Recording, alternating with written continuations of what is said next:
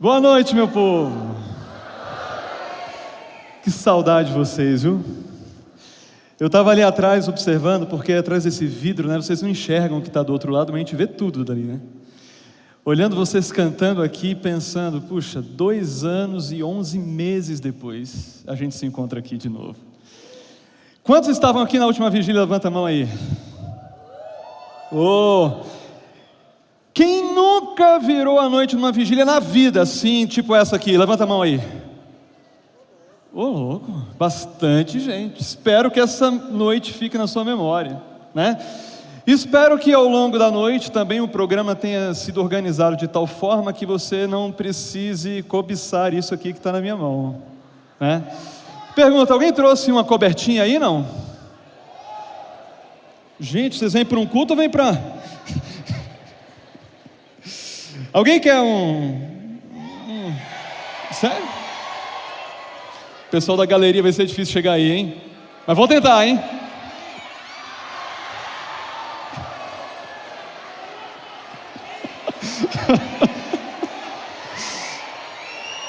Ó.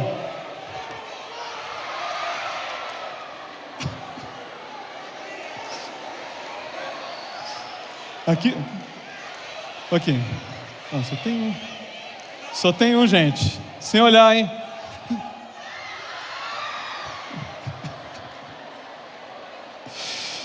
E agora como é que pega a concentração de volta, não é verdade? O pessoal da galeria fiquei devendo para vocês, viu? Ainda mais o pessoal que está ali no terceiro céu. Muito bom. Gente querida, a gente precisa alinhar algumas coisas aqui antes da gente começar para valer a coisa, né? Quer dizer, já começou, mas é preciso dizer algumas coisas antes. Primeiro, eu queria que você olhasse aqui para toda a estrutura que foi montada, para essa tela, para as luzes, para os instrumentos, até para os câmeras, assim, ó. Tem um pessoal nas câmeras aí. Dá uma salva de palmas para o pessoal das câmeras aqui, o pessoal da técnica que está lá. Cara, muita gente trabalhando para isso aqui funcionar bem. É ou não é? Eu queria que você olhasse para tudo isso e entendesse uma coisa. Isso aqui pode até parecer, mas não é um show. Você está entendendo? Isso aqui pode até parecer, por tudo que envolve, né? Por toda a produção, mas não é um show. Isso aqui é um culto. Isso aqui é um momento de adoração. E mesmo que você aplauda aí, você é livre para se manifestar dessa forma, eu gostaria que você tivesse um entendimento que você não está aplaudindo um ser humano, uma pessoa, você está apenas manifestando sua alegria ao perceber Deus usando esse alguém para te abençoar, amém? E se você está feliz com isso, você pode dizer amém, você pode dar saudação JA, você pode aplaudir, mas faça isso tendo esse entendimento de que você está aqui para adorar a Deus, e Ele é o personagem principal dessa noite, amém?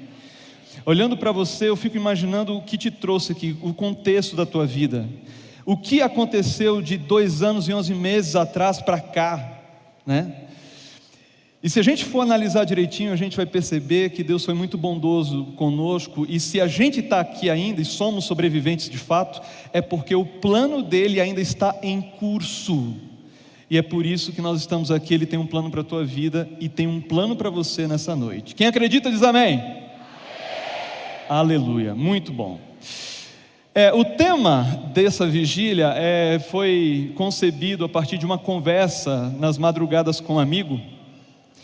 E ele falou isso assim, cara, a gente podia desenvolver a ideia do metaverso, essa ideia da tecnologia, desenvolver de alguma maneira e fazer uma conexão com a questão espiritual. A gente foi conversando, aí levei a ideia para outras pessoas, para a nossa equipe, eles gostaram da ideia e, bom, vamos lá, vamos fazer isso. Vamos conversar um pouquinho a respeito dessa realidade paralela, desses mundos paralelos, que fazem parte da nossa existência, e às vezes a gente não se dá conta, a gente não percebe isso. Eu peço que você pegue a sua Bíblia. Você trouxe Bíblia aí, sim ou não? Trouxe Bíblia? Então pega a Bíblia ou acessa a Bíblia e abre comigo nesse texto aqui. Deixa eu ver se vai funcionar aqui, sempre a primeira vez, muito bom. 2 Coríntios capítulo 4, verso 18. Embora esteja na tela, eu gostaria que você abrisse, acessasse por conta própria também o texto sagrado, porque isso é extraordinário, isso é muito importante. Aqui Paulo, ele nos traz uma daquelas declarações que fazem a gente pensar. Ele diz assim: fixamos os olhos não naquilo que se vê, mas no que se não vê, pois o que se vê é transitório, mas o que não se vê é eterno. O ano era 92, quando este homem, Neil Stephenson, escreveu esse romance de ficção científica chamado Snow Crash. Nesse livro de quase 500 páginas, ele descrevia a realidade de pessoas que, através de avatares, começavam a interagir num mundo digital, isso no futuro. E a experiência era tão realista, ao ponto de que essas pessoas poderiam fugir de sua realidade não tão legal assim, a partir dessa viagem nesse universo digital, a partir da computação gráfica de última geração 3D.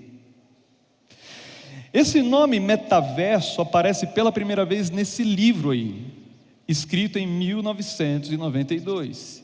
E essa palavra meio que ficou assim, sabe, circulando, assim, meio que de maneira subliminar, discreta, até que em 28 de outubro do ano passado, o tal do Mark Zuckerberg mudou o nome de sua startup, quer dizer, de sua Big Tech startup, a sua Big Tech de Facebook para Meta. E o pessoal começou a questionar, mas por quê? Lógico, tem todo um contexto da empresa, um novo posicionamento, ampliar um pouco mais o mercado dele, e talvez reconstruir até em certa medida a empresa, mas o que ele tinha em mente era uma realidade que já está presente e que, segundo ele, vai se ampliar cada vez mais, uma vez que a internet ela avança. A gente está falando agora de internet de 5ª geração e até mesmo de 6ª geração, e toda a tecnologia que vai nos permitir mergulhar no mundo virtual, cada vez mais conectado com o mundo real. E na carta que ele escreveu, para justificar a mudança, ele disse o seguinte: olha, no futuro você será capaz de se teletransportar instantaneamente como um holograma, para estar no escritório sem pegar trânsito, num show com os amigos, na sala de estar dos seus pais para bater um papo, né? E ele estava falando a respeito dessa realidade, né? Em que, através da tecnologia, as pessoas agora, em alguns lugares e ainda mais no futuro, poderão viver numa outra dimensão. É uma pergunta aqui: alguém aqui já conseguiu de alguma maneira interagir com esse metaverso de alguma maneira? Você já criou avatar? Você já tem uma experiência dessa natureza? Levanta a mão aí, só para eu ter ideia assim, para ver. Ok, poucas pessoas. Eu vou dizer para vocês que nessa semana eu fui lá e criei pela primeira vez um avatar, para ver qual era, né, da experiência. E fui para um lugar em Jerusalém. Confesso que quando eu entrei lá em Jerusalém não achei muito parecido não com a tal da Jerusalém, mas está lá. Isso vai ser cada vez mais realidade. O que é o metaverso, gente? É uma mistura de um monte de coisa. Na verdade não se trata de um, alguns falam de vários metaversos, mas envolve isso aqui: NFTs, você tem o blockchain, você tem realidade aumentada, avatares, você tem internet de última geração, você tem uma série de tecnologias, games, tudo isso envolve, abarca o que nós estamos começando a descobrir, que é o tal do metaverso. As grandes empresas de tecnologia perceberam essa dinâmica, essa oportunidade, e começaram a desenvolver produtos. Eu estava conversando com um amigo e ele falando que o pessoal agora está começando a comprar roupa virtual. As grandes grifes estão começando a vender roupa virtual que só podem ser vistas a partir desses óculos, sabe? Diferenciados, né? Tem o tal do Google Glass. Então o indivíduo vai lá, né, numa dessas grandes grifes, compra por uma fortuna uma roupa que quem não tem o óculos não está vendo. Mas quem tem o óculos olha e fala assim: uau, olha que vestido massa, olha o terno do cara. Que loucura, tem gente, comprando terreno no metaverso. Tem gente fazendo igreja no metaverso. Você viu essa notícia aí também? Daqui a pouco a gente vai embarcar nessa. Quem sabe fazemos uma vigília no metaverso para ver se a experiência é interessante. Queridos, esse homem pode ter até mencionado pela primeira vez a palavra metaverso da maneira como a gente está começando a entender. Mas fato é que a palavra de Deus, a Bíblia, já falava a respeito desse metaverso, ou de um metaverso muito mais profundo, com implicações muito mais sérias para a nossa vida. A gente encontra alguns exemplos na Bíblia. Por exemplo, alguns dizem que o primeiro livro a ter sido escrito foi o livro de Jó. Eu não quero entrar aqui nos detalhes, dos argumentos teológicos para sustentarem a ideia de que Jó foi o primeiro livro escrito, possivelmente por Moisés, pelo menos em sentido cronológico, mas nós costumamos acreditar nisso. E é interessante pensar que durante mais de 2000 anos Deus se revelou às pessoas sem pedir que nenhuma delas escrevesse de forma objetiva a sua mensagem. Mas chega um momento que Deus pensa assim: bom, está na hora, vamos produzir a Bíblia. Ô Moisés, é o seguinte, pega a caneta, lógico, pega uma pena, vamos registrar, eu vou te dar algumas informações, eu gostaria que você registrasse. Aí Moisés pergunta: mas Senhor, a gente começa por onde? Diz aí. Aí Deus fala para ele: eu vou te contar a história de um indivíduo, o nome dele era Jó. E nos primeiros 5 versos do livro de Jó, a gente encontra ali uma descrição objetiva de quem era Jó. A gente encontra as características morais de Jó, o que ele possuía, quantos filhos tinha, quais eram alguns dos seus hábitos, ele intercedia, ele orava e tal, ele era muito rico. Isso nos 5 primeiros versos. Daqui a pouco a cena muda completamente. Aí a Bíblia diz: mais um dia, quando Deus se reuniu com seus filhos, veio junto deles também quem? Satanás. Aí começa um diálogo em algum lugar do universo entre Deus e Satanás. E Jó, que tinha acordado, gente, para um dia comum, mais um dia, ele não tinha noção de que aquela conversa iria mudar a sua vida para sempre. Que aquilo que acontecia além do seu alcance, além da sua compreensão, além da sua percepção, iria afetar a sua vida de verdade, em termos práticos. Outro exemplo que a gente pode encontrar é o exemplo do nascimento de Cristo, Quando você vai nos evangelhos, você encontra ali a descrição da manjedoura, você encontra a descrição ali dos reis do Oriente, dos visitantes do Oriente, você encontra José, Maria, Belém, os animais. A descrição ela é linda, ela é até romântica. Só que quando você vai para Apocalipse 12, você encontra a descrição de um dragão. Um dragão que persegue uma mulher que está grávida, com o objetivo de devorar a criança que estava no seu ventre. As duas são a mesma história, só que com perspectivas diferentes. E quando a gente vai na Bíblia e observamos o que Paulo está tentando nos dizer, nos convidando a olharmos aquilo que não se vê, porque aquilo que não se vê, segundo ele, é mais importante do que aquilo que a gente enxerga. Ele está chamando a nossa atenção para essa realidade. Ele não quer nos deixar assim, ignorantes em relação a esse fato. Tudo o que acontece na nossa vida, em alguma medida, tem conexão com o mundo espiritual. E para nos alertar de maneira mais concreta contra os perigos que enfrentamos, ali mais adiante no livro de Efésios, Paulo ele vai dizer o seguinte, passa para mim por favor.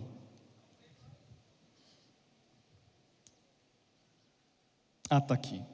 2 Coríntios 4,18, perdão, diz assim: porque não temos que lutar contra a carne nem contra o sangue, mas sim contra os principados e potestades. Essa é a realidade que nos cerca.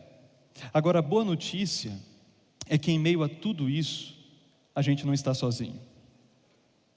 Porque a Bíblia conta, lá em 2 Reis, no capítulo 6, uma história extraordinária, e depois você pode ler com calma ali. A história de um ataque que Eliseu sofreu de um exército inimigo. O rei sírio, a Bíblia diz, ele cercou uma cidade chamada Dotã, para tirar a vida de Eliseu, porque Eliseu estava sabotando seus planos, revelando suas intenções para o rei de Israel, que obedecia à voz de Deus e evitava o ataque e se protegia. A Bíblia diz que o exército sírio simplesmente cerca aquela cidade que não iria suportar muito tempo, não tinha como resistir. E a Bíblia diz que no início daquele dia, o seu ajudante, o ajudante de Eliseu, ele acorda percebendo a muvuca na cidade e olha para além dos muros da cidade e percebe o que está acontecendo. E a Bíblia diz que ele fica desesperado. Eu gostaria que você fosse comigo ali, eu acho que vale a pena. 2 Reis, capítulo 6.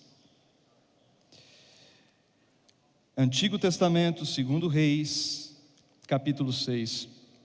Aqui no verso 15, a palavra do Senhor diz o seguinte: tendo se levantado muito cedo o moço do homem de Deus e saído, eis que tropas, carros e cavalos haviam cercado a cidade. Então o seu moço disse: ai meu senhor, o que faremos? Ele respondeu: não temas, porque mais são os que estão conosco do que aqueles que estão com eles. Aqui você encontra uma coisa curiosa. O jovem, ele olha e só vê o inimigo. Eliseu, ele olha e percebe que não está só. Eliseu conseguia enxergar, o menino não. E diante da incredulidade do menino, que pensa assim: mas o que ele está vendo que eu não estou vendo? Quem são esses que estão a nosso favor que eu não estou enxergando? Diante dessa incredulidade, a Bíblia diz que Eliseu orou, verso 17, orou Eliseu e disse: Senhor, peço-te que lhe abras os olhos, para que veja. O Senhor abriu os olhos do moço e ele viu que o monte estava cheio de cavalos e carros de fogo em redor de Eliseu. Queridos, se tem uma oração que eu e você precisamos fazer logo no início dessa vigília é: Senhor, abre meus olhos, abra minhas percepções mentais, porque talvez a mensagem que eu acabei de pregar para você tenha feito algum sentido para você, mas talvez a mensagem que vai vir depois é aquela que Deus preparou para você.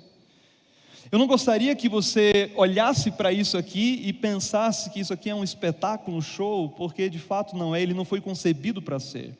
Isso aqui é apenas uma produção, talvez com um pouco mais de capricho, para chamar a tua atenção para uma realidade muito maior, para aquilo que Deus vai te falar através das mensagens faladas, das mensagens cantadas e nos momentos de entrega que você vai ter ao longo dessa noite, somente você em Deus, mesmo estando todos juntos aqui nesse lugar. A minha oração é para que você esteja preparado, com o seu entendimento aberto, disponível, para perceber tudo isso. Se você deseja, eu gostaria de te dar 1 minuto para que você falasse isso para Deus. Diga assim: Senhor, olha, eu vim aqui pensando em algo, mas quer saber? Fale o que o Senhor quiser. Eu estou aberto, eu estou disponível. E se o Senhor quiser, abra os meus olhos, permita que eu possa enxergar aquilo que o Senhor preparou para mim nessa noite. Fecha os seus olhos, fala com Deus, depois eu termino daqui. Vamos orar.